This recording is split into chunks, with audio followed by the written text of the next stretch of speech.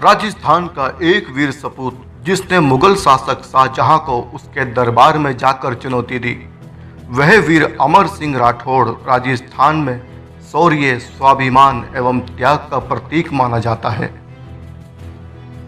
अमर सिंह ने मुगल बादशाह शाहजहां के भरे दरबार में ऐसा कारनामा किया था कि ये खबर पूरे देश में पहुंची और उनके साहस को देखकर इस्लामिक आक्रांता थर्रा उठे। अमर सिंह का जन्म 11 दिसंबर 1613 ईस्वी में हुआ था। ये वीर अमर सिंह राठौड़ मारवाड़ के महाराजा गज सिंह के बड़े पुत्र थे। उनकी शिक्षा दीक्षा उत्तराधिकारी राजकुमार के रूप में हुई। वह कुशाग्र बुद्धि, चंचल स्वभाव एवं स्वाभिमान से परिपूर्ण थे।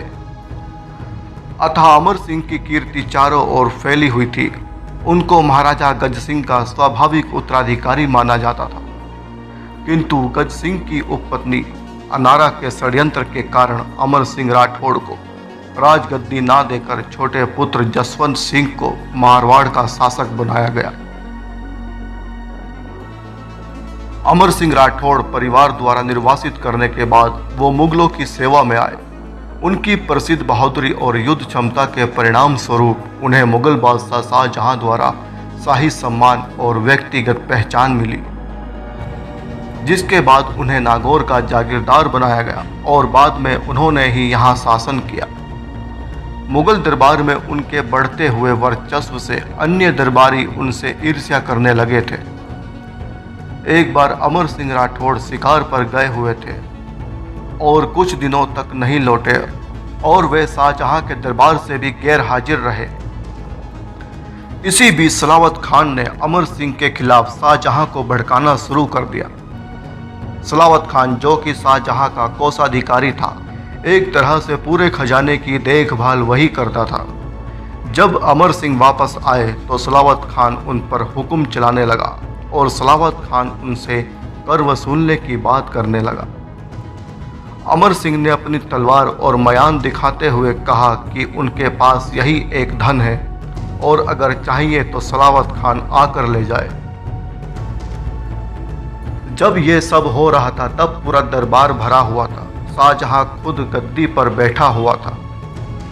सलावत खान ने अमर सिंह को गालियां दी और पूछा कि वह बादशाह के सामने अपनी आवाज कैसे ऊंची कर सकता है।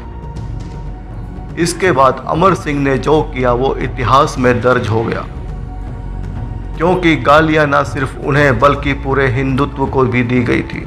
उनके धर्म को लेकर ओछी बातें कही गई थी। अमर सिंह ने तुरंत अपने मयान से तलवार निकाली और सलावत खान का सिर काट डाला। पूरे दरबार में हाहाकार मच गया। कुछ लोग वहां से उठकर भागने लगे तो कुछ लोग सन्न रह गए।